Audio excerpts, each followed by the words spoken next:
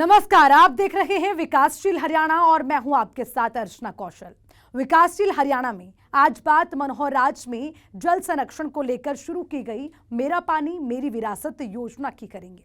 वर्तमान सरकार का दावा है कि आवाम के हित में सरकार की ओर से कई कदम उठाए गए हैं। गांव के आखिरी छोर तक सिंचाई के लिए नहरों का पानी पहुंचाया गया और अब पानी के कारण किसानों की फसल बर्बाद नहीं हो रही। लेकिन पानी को बर्बादी से बचाना भी हम सभी का काम है, जिसे लेकर मनोहर सरकार लगातार आवाम को जागरूक कर रही है। तो चलिए विकासशील हरियाणा में सरकार के इन दावों की हकीकत जानते हैं।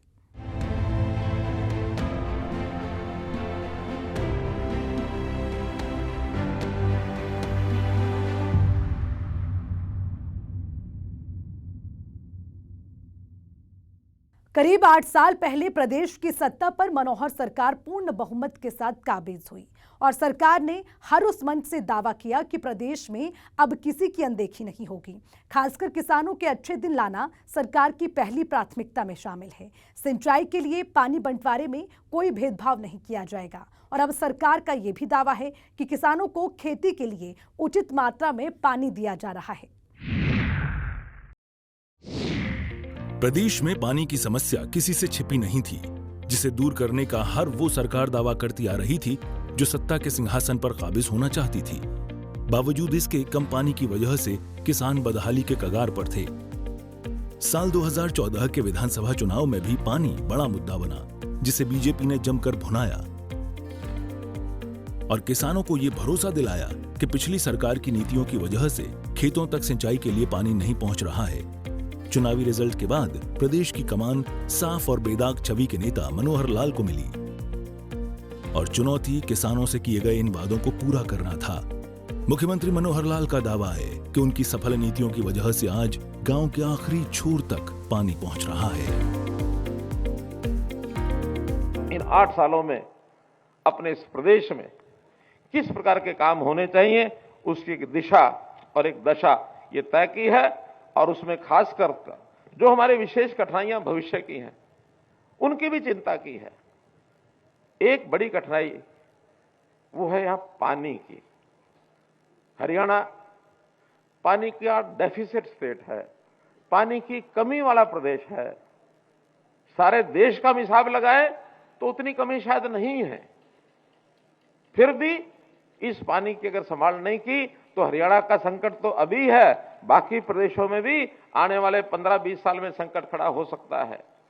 आज पूरे देश में आंकड़ों के हिसाब से अगर मैं बताऊं तो पूरे देश के अंदर 1100 बीसीएम माने बिलियन क्यूबिक मीटर इतना पानी उपलब्ध है और आज हमारी खपत है 800 बीसीएम। 1100 बीसीएम पानी हमारे पास है, 800 की खपत है। अर्थात आने वाले 20 साल तक हम उस पानी का ठीक से उपयोग करेंगे तो हमारी चिंता नहीं है। लेकिन हरियाणा की अगर मैं बात करता हूं तो हरियाणा में एमएएफ मिलियन एकड़ फीट जिसको कहते हैं, आज हमारे पास 32 एमएएफ पानी इसकी डिमांड है। हमारी जरूरत है 32 एमएएफ की और हमारे पास है कितना, 16 एमएएफ। इतना पानी कम है हमारा। अगर कम पानी है, इस कारण से हमारा बहुत सा इलाका सिंचाई में उसको पानी नहीं दे पाते हैं, क्योंकि पीने की आवश्यकता तो सबकी पूरी करनी पड़ेगी, करते हैं। प्रदेश में किसानों के सामने सिंचाई के लिए पानी की कमी सबसे बड़ी समस्या थी। मौसम की मार के कारण किसानों को खेती के लिए समय पर पानी नहीं मिल पाता था, जिससे किसानों की फसल या तो अच्छी नहीं होती थी या फिर पूरी तरह से बर्बाद हो जाती थी। किसानों की इस समस्या से पार पाना मनोहर सरकार के लिए किसी चुनौती से कम नहीं था। 2026 तक हरियाणा जो है कैसे हम उसको बाढ़ मुक्त कर सकते हैं। हालांकि बाढ़ अभी भी नहीं आती उतनी ज़्यादा, लेकिन वाटर का जो इकट्ठा होता है कुलेशा कई दिन तक खड़ा रहता है, वो पानी निकालने की कोशिश के बावजूद भी कई जगह तो 15 दिन, 20 दिन, 25 दिन, 28 दिन तक भी वो पानी खड़ा रहता है और कई बार एक फसल किसान की बोई भी नहीं जाती है। ऐसा भी सारे विषय जो ध्यान में किए हैं, वो सब एक प्रकार से उस सारी स्थिति से मुक्त होने के लिए 2026 तक हम ये सारे काम करके और पूरी ज़मीन को उपयोगी हम बना सकेंगे। जल भराव के जो पानी है, जो एरिया है, उसमें जैसे मैंने बताया रिचार्ज बोरवेल्स इसको बनाने के लिए एक स्कीम हम जल्दी लेकर के आएंगे। किसानों की कंट्रीब्यूशन से और जहाँ जहाँ बोरवेल वो चाहते हैं उनको बोरवेल हम लगा करके दे सकें अथवा फाइनेंशियल हेल्प उनकी करें। अभी तक 20,000 जगह से डिमांड आई हुई है कि जहाँ रिचार्ज बोरवेल, चूस वेल जिसको कहते हो गांव में, तो ऐसे वेल्स को लगा करके और पानी को जो है उसका प्रबंधन ये सब किया जाए। एक सर्वे के मुताबिक प्रदेश के जल स्तर में लगातार गिरावट देखी जा रही है और इसकी वजह है घरेलू जरूरतों और सिंचाई के लिए पानी की मांग प्रतिदिन बढ़ना। ऐसे में सरकार के लिए चुनौती किसानों को उचित मात्रा में पानी पहुंचाना था, जिसके लिए सरकार ने एक के बाद एक कई कदम उठाए, जिसका सीधा फायदा प्रदेश की आवाम को मिल रहा है। आज हमारे पास जो पानी उपलब्ध है उस पानी को ठीक से व्यवस्थित ढंग से उसका प्रबंध करें। खास करके जो खराब पानी हो जाता है, क्योंकि वेस्ट वाटर जितना निकलता है पानी का उपयोग करने के बाद, चाहे हमारे सीवरेज का पानी है, चाहे नालियों का पानी है, तालाबों का पानी है, इस पानी को कैसे हम इसको शुद्ध करें। वाटर ट्रीटमेंट प्लांट ये कैसे लगा करके उसका पानी का दोबारा उपयोग करें। इसके कई प्रोजेक्ट इरिगेशन के आज इस विषय को लेकर के कई प्रोजेक्ट ऐसे हैं जो पानी को सुधारने के लिए, खास करके ये जो धनवापुर में आज प्रोजेक्ट जिसका 137 करोड़ रुपए का ये जो प्रोजेक्ट है, ये सीवरेज ट्रीटमेंट प्लांट, इसके माध्यम से साफ हुआ पानी इसको उपयोग करने के लिए खेतों में सिंचाई में कैसे लेकर के जाए, इसका जो है एक हमने आज जो शिलान्यास किया है। ये प्रोजेक्ट हमारे 207 प्रोजेक्ट हरियाणा में हो चुके हैं। लगातार इस पर काम कर रहे हैं कि 207 प्रोजेक्ट के माध्यम से जो हमको पानी मिलता है, जब ये तैयार हो जाएंगे, कंप्लीट हो जाएंगे, 4 लाख एकड़ अर्थात कुल भूमि का 5% इस पानी से हम सिंचाई करेंगे। जो मैं 30% कम बता रहा हूं, 5% पानी इनमें से लेकर के सिंचाई करेंगे। वर्तमान सरकार के दावों पर नजर डालें तो पिछली सरकार की ओर से हमेशा दक्षिण हरियाणा की उपेक्षा की गई है, जिसका खामियाजा गांव के किसानों को भुगतना पड़ता था। लेकिन अब बिना किसी भेदभाव के सभी को समान रूप से पानी उपलब्ध हो रहा है। ब्यूरो रिपोर्ट, सूर्य समाचार। प्रदेश में फसल का पैटर्न बदला जाना आम बात थी, लेकिन सवाल ये कि आखिर किसान ऐसा करने को मजबूर क्यों थे। साथ ही मनोहर सरकार ने किसानों के लिए वो कौन कौन से कदम उठाए जिस कारण किसानों को इस समस्या से निजात मिली है। तो इन सवालों का जवाब आपको हमारी इस रिपोर्ट में मिलने वाला है। देखिए रिपोर्ट। दक्षिण हरियाणा का एक बहुत बड़ा हिस्सा पानी की कमी से जूझ रहा था और इसकी वजह थी नहर के आखिरी छोर तक पानी का नहीं पहुंचना, जिससे वहां के किसान अपनी फसल का पैटर्न बदलने पर मजबूर थे। यही नहीं, गांवों में जल संसाधन जैसे तालाब आदि भी सूखने के कगार पर थे। लोगों को घरेलू काम के लिए भी पानी नहीं मिल पाता था। लेकिन अब मुख्यमंत्री मनोहर लाल ने किसानों के सहयोग से इसका भी विकल्प तलाश लिया है। पिछले दिनों में आह्वान किया था किसानों को कि धान की बुआई कम कर दें। मैं आभारी हूं उन किसानों का जिन्होंने धान की फसल कम बोई है। 1 लाख एकड़ धान हमारे यहाँ कम बोया गया, जिसके कारण से जो बचत पानी की हुई, उस पानी का उपयोग ज्यादा इलाके में हम सब्जियों के लिए, फलों के लिए, या जो ऐसी फसलें जहां पानी कम लगता है उसका आगे बढ़ा सके हैं। ये छोटी छोटी बातें हैं जिसका देश में भी हमारा नाम हुआ है, हमको लाभ हुआ है। प्रदेश की मनोहर सरकार के सामने इन ऊंचाई वाले इलाकों में पानी पहुंचाना किसी चुनौती से कम नहीं था, जिसके लिए मनोहर सरकार ने जिला प्रशासन के सहयोग से यहाँ के स्थानीय निवासियों में मनरेगा के प्रति जागरूकता लाई और फिर जिस दक्षिण हरियाणा के क्षेत्रों में पिछले 30 सालों से पानी नहीं मिल रहा था, वहां आज फसल लहलहा रही है। बड़ी कठिनाई वो है यहाँ पानी की।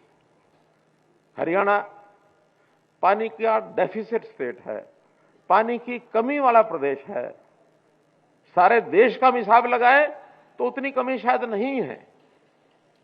फिर भी इस पानी की अगर संभाल नहीं की तो हरियाणा का संकट तो अभी है, बाकी प्रदेशों में भी आने वाले 15-20 साल में संकट खड़ा हो सकता है।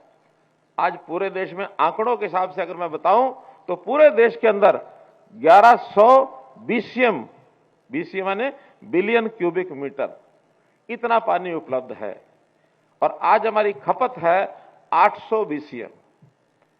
1100 BCM पानी हमारे पास है, 800 की खपत है, अर्थात आने वाले 20 साल तक हम उस पानी का ठीक से उपयोग करेंगे तो हमारी चिंता नहीं है। लेकिन हरियाणा की अगर मैं बात करता हूं तो हरियाणा में MAF मिलियन एकड़ फीट जिसको कहते हैं, आज हमारे पास 32 MAF पानी इसकी डिमांड है। हमारी जरूरत है 32 MAF की और हमारे पास है कितना, 16 MAF। इतना पानी कम है हमारा। अगर कम पानी है, इस कारण से हमारा बहुत सा इलाका सिंचाई में उसको पानी नहीं दे पाते हैं, क्योंकि पीने की आवश्यकता तो सबकी पूरी करनी पड़ेगी, करते हैं हम। लेकिन सिंचाई के लिए जितना पानी हमको चाहिए, आज हमारी सिर्फ 40% जमीन जो हमारे सिंचाई से, यानी कैनाल की जो इरिगेशन है, नहरी सिंचाई से हम उसका उपयोग करते हैं। 30% ऐसा है जो ट्यूबवेल से हम जो है उसकी सिंचाई करते हैं। बाकी 30% इलाका ऐसा है जिसमें हम पानी पहुंचा नहीं पाते हैं। पूरा वर्षा के ऊपर निर्भर है। आ गई बरसात तो खेती हो जाएगी, नहीं आई तो खेती नहीं होगी। हम चाहेंगे कि हम खेती के इस प्रकार के सिस्टम बनाएं, इरिगेशन सिंचाई के सिस्टम बनाएं, माइक्रो इरिगेशन, ताकि उस 30% इलाका जो बाकी बचा हुआ है वहां भी आखिर तक पानी पहुंचा सके। यहाँ ये भी बता दें कि प्रदेश सरकार की ओर से पानी की समस्याओं को लेकर अब एक रोड मैप तैयार किया गया है, जिसके तहत जवाहरलाल नेहरू फीडर से पानी के बहाव को बढ़ाने पर जोर देने के साथ साथ कई दूसरी योजनाओं पर भी काम हुए हैं, ताकि नहरों के पानी को प्रदेश के आखिरी छोर तक पहुंचाया जा सके। इससे ऊंचाई वाले इलाकों में रहने वाले लोगों को पानी की किल्लत से जूझना नहीं पड़ेगा। बता दें कि मनोहर सरकार ये भली भांति जानती है कि विकास का मतलब सिर्फ शहरों तक सीमित रहना नहीं है, बल्कि विकास की हवा प्रदेश के आखिरी गांव तक पहुंचनी चाहिए। कि आने वाले समय में वर्षा के द्वारा होने वाला नुकसान, उसको कैसे कम किया जाए, पानी जो है उसकी निकासी कैसे ज़्यादा हो। जहाँ भी पिछले वर्षों में जो स्थितियाँ बनती हैं उसको आगे हम कैसे कंट्रोल करें। हमारे यहाँ कृषि प्रधान ये प्रदेश है, तो किसानों को अपनी जो बोने लायक ज़मीन है उसमें उनको कहीं नुकसान ना हो, इस प्रकार की योजनाएं हर वर्ष बनाई जाती हैं। और मई में हम उसका फिर से मूल्यांकन करते हैं कि जो शॉर्ट टर्म प्रोजेक्ट्स हैं वो सब उस समय तक कंप्लीट हो जाने चाहिए, मिड टर्म और लॉन्ग टर्म वो सभी प्रारंभ हो जाने चाहिए। और उसमें बजट की भी जितनी आवश्यकता होती है वो हम जनवरी के इस महीने में जो बैठक होती है उसके अंदर पूरा विचार करके उनको बजट सैंक्शन एक प्रकार से करने के लिए कहा जाता है। वर्तमान की मनोहर सरकार इस बात से भली भांति वाकिफ है कि प्रदेश के विकास के लिए लाइन के आखिरी छोर में खड़े व्यक्ति की भी सहभागिता बेहद जरूरी है। ऐसे में सरकार की ओर से चलाई जाने वाली योजनाओं का लाभ भी आखिरी छोर तक पहुंचना चाहिए। और यही वजह है कि हरियाणा राजस्थान सीमा पर बसे राजगढ़ के पास लोहारू के उन गांवों में पानी पहुंचाया गया जहां दशकों से जमीन प्यासी थी। मनोहर सरकार अपने कार्यकाल के करीब 8 साल पूरे कर चुकी है। ऐसे में सरकार के सामने चुनौती उन बचे हुए कामों को पूरा करने की होगी जिसका सालों से लोगों को इंतजार है। सूर्य समाचार ब्यूरो रिपोर्ट। एक तरफ मुख्यमंत्री मनोहर लाल किसानों को पानी मुहैया कराने में जुटे हैं, तो वहीं दूसरी ओर भविष्य के लिए पानी कैसे बचाया जाए, इसे लेकर किसानों को जागरूक भी किया जा रहा है। मेरा पानी मेरी विरासत योजना के लाभार्थियों के साथ ऑडियो कॉन्फ्रेंसिंग से जुड़े मुख्यमंत्री मनोहर लाल ने कहा कि अगर आज हमने जल संरक्षण नहीं किया तो कल हमें भयंकर सूखे का सामना करना पड़ेगा। देखिए रिपोर्ट। ज्यादा चिंता का विषय है वो जमीन के अंदर का पानी। जमीन के अंदर के पानी को पूरा करने के लिए पहले हमारे तालाब थे, वो भी उपयोगी होते थे। जमीन में पानी को रिचार्ज करके नीचे सतह पर पहुंचाते थे। जमीन पोरस भी होती थी। जमीन के अंदर जैसे केचुए उस समय खेती में काम करते थे, वो जमीन को उसको जो पोरस कर देते थे और उसमें पानी जो है नीचे जमीन में चला जाता था। लेकिन अब हम देखते हैं जैसे केमिकल का जो खाद हमने उपयोग करना शुरू किया है, तब से मिट्टी की परतें, ऊपर की परतें, और वो सख्त होती जा रही हैं और वो ठोस हो गई हैं। सख्त होने से जमीन में वर्षा का पानी भी जो है वो रिसता नहीं है, तो उस रिसाव के ना होने के कारण से नीचे पानी नहीं जा रहा है। हमने इसके लिए कुछ प्रयोग करने शुरू किए हैं, जैसे रिचार्ज वेल, जैसे पानी जमीन के अंदर वर्षा के दिनों में कैसे जा सके, लगभग 1000 रिचार्ज वेल ये हमने बनाए हैं। इसी प्रकार नई झीलें और जो पुरानी झीलें हैं और तालाब है उनको साफ करने का काम, नई झीलें बनाने का काम ये हमने किया है। इसके लिए हरियाणा में तालाब प्राधिकरण ये भी हमने बनाया है। लगभग 8000 तालाब हैं, उसको कैसे स्वच्छ किया जाए, कैसे उसकी सुंदरता बढ़ाई जाए, कैसे उसके पानी का उपयोग माइक्रो इरिगेशन के नाते हम उपयोग कर सकते हैं। तो इस प्रकार से ये सारे कदम और हमने उठाने शुरू किए हैं।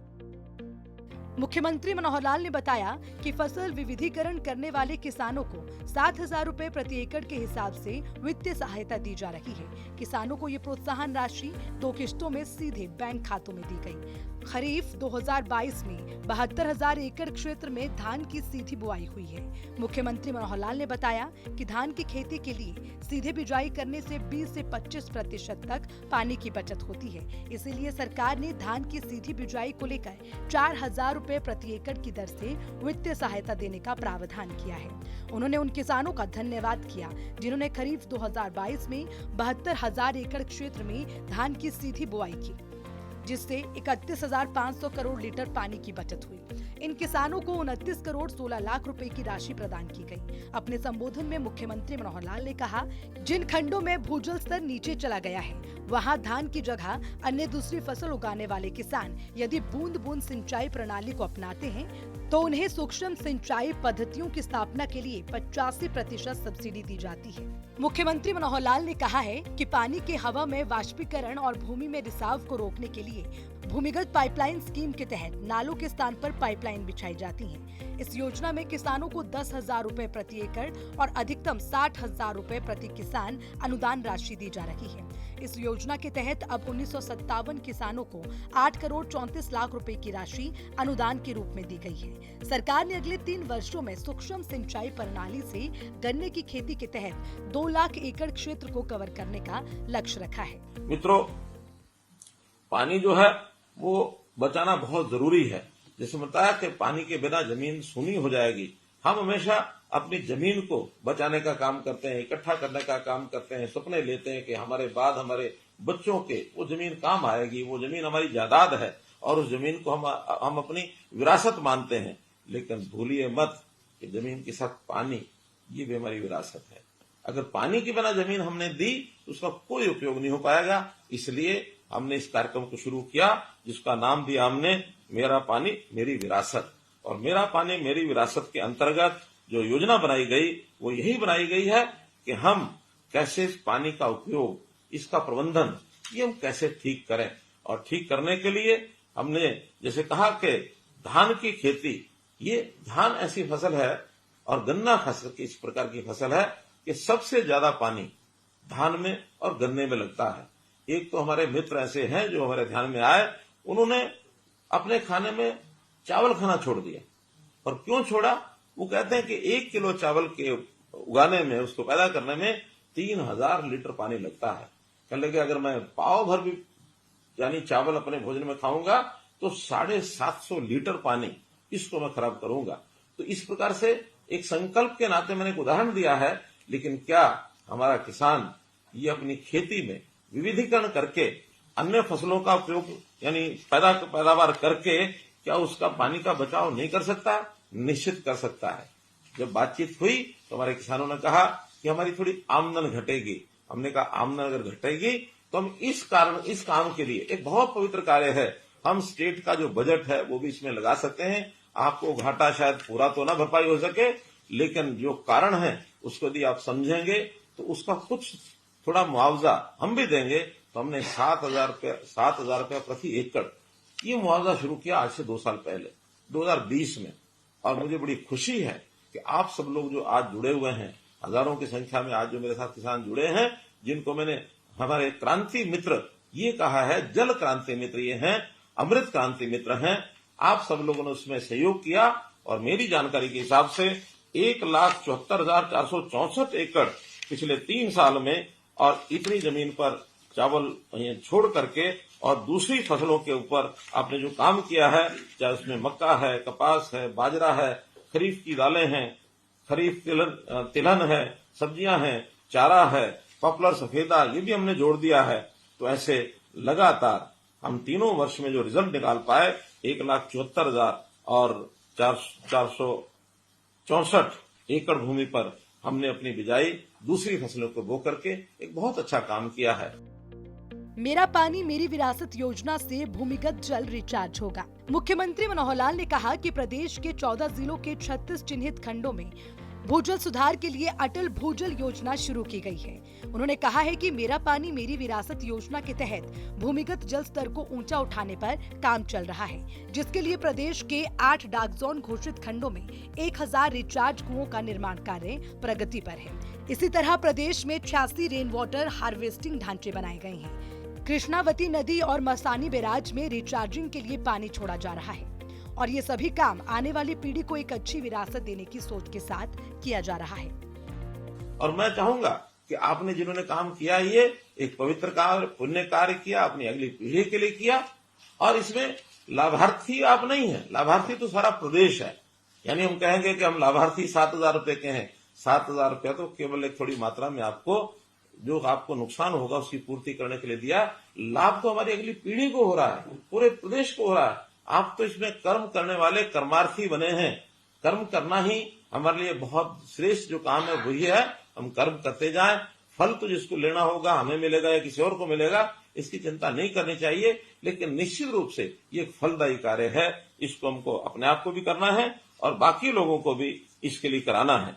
और हमने तो यहां तक कहा कि अगर, क्योंकि हमारे किसान भाई जानते हैं कि 3, 4 साल, 5 साल के चक्र में एक साल फसल न बोई जाए तो फसल की उपजाऊ जो शक्ति है वो बढ़ती है।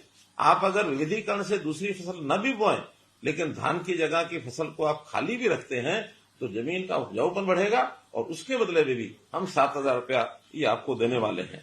एक दूसरा तरीका पानी को बचाने का हो सकता है डायरेक्ट सीडिंग, सीधी फसल की जो बिजाई है धान की, अगर वो करते हैं उससे भी हमारा पानी बचता है। इसके लिए भी हमने 4,000 रुपया प्रति एकड़ इसका जो अनुदान है ये दिया है। तो उस पर भी बहुत से जो हमारे बंधु हैं वो आ गए हैं और अब हम चाहते हैं कि हर गांव का पानी ये बचना चाहिए। जल है तो बेहतर कल है, इस सोच के साथ मुख्यमंत्री मनोहर लाल की ओर से कई ऐसी कोशिशें की जा रही हैं जिससे अगली पीढ़ी की जिंदगी आसान हो सके। लेकिन मनोहर लाल का कदम तभी सफल हो पाएगा जब प्रदेश का हर नागरिक जल बचाने की इस मुहिम में सरकार के साथ खड़ा होगा।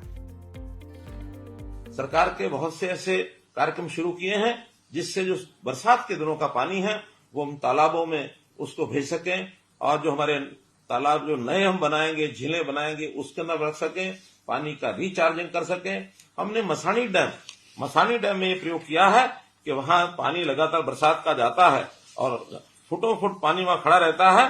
तो उसका परिणाम ये निकला है कि वहां रेवाड़ी जिले के आसपास लगभग 10 फुट पानी इसका जो लेवल है ये ऊंचा आया है। तो ऐसा काम हम अपने खेतों में रिचार्जिंग वेल लगा करके कर सकते हैं, या वहां पर हम माइक्रो इरिगेशन के लिए अपने कुछ जिसको कहना चाहिए पानी संग्रह करने के लिए छोटे रिजर्वायर बनवा सकते हैं। उसके लिए सरकार सब्सिडी देती है। हम माइक्रो इरिगेशन का अगर प्रयोग करते हैं तो सरकार उसके लिए भी 85% ये सब्सिडी देती है। तो पैसे का उपयोग करके भी हम पानी को बचा सकें, ये बहुत ही एक आवश्यक कार्य है। गांव-गांव में हमारे जल प्राधिकरण, जो हमारा जल संसाधन प्राधिकरण है हरियाणा का, उन्होंने तो योजना बनाई है कि पहले ब्लॉक के हिसाब से हम डार्क जोन का मूल्यांकन करते थे, सेंट्रल वाटर कमीशन ये करके देता था। अब तो हम स्वयं हर गांव का ये मूल्यांकन करेंगे कि उस गांव का पानी 1 साल पहले कितना था और अब 1 साल के बाद ऊपर आया तो कितना आया। हर गांव के लिए पीजोमीटर इसकी हमने व्यवस्था की है। लगभग 1500 गांव में ये पीजोमीटर लग चुके हैं। अन्य गांव में भी अगले वर्षों में पीजोमीटर लगाए जाएंगे, खास करके जब पानी का लेवल 100 फुट से ज्यादा नीचे चला गया है। जहां 100 फुट से ज्यादा नीचे पानी गया है, हमारे किसान बंधु जानते हैं जो ट्यूबवेल चलाते हैं कि हर साल एक पाइप या 2 साल के बाद एक पाइप उनको नीचे पानी का डालने पड़ता है। और पिछले 10 साल में तो लगातार हर वर्ष 1 मीटर पानी नीचे जा रहा है। ये बहुत एक खतरनाक ट्रेंड है, इसको हमको रोकना होगा और यदि इसको हम रोक लेंगे तो अगली पीढ़ी निश्चित रूप से हमको एक प्रकार से इस बात का श्रेय देगी कि हमारे पूर्वजों ने पानी की चिंता की है। बिना पानी के जिंदगी की कल्पना बेमानी है, लेकिन इस ओर पिछली किसी भी सरकार में ध्यान नहीं दिया गया, जिसके परिणाम स्वरूप भूजल स्तर में लगातार गिरावट देखी जा रही है। लेकिन मुख्यमंत्री मनोहर लाल ने इसे एक मिशन के तौर पर लिया और जल संरक्षण को लेकर सरकार की ओर से कई जरूरी कदम उठाए जा रहे हैं, जिससे आने वाले दिनों में पानी की समस्या दूर हो सकेगी। हमारे साथ विकासशील हरियाणा में फिलहाल के लिए इतना ही। मुझे दीजिए इजाजत। नमस्कार।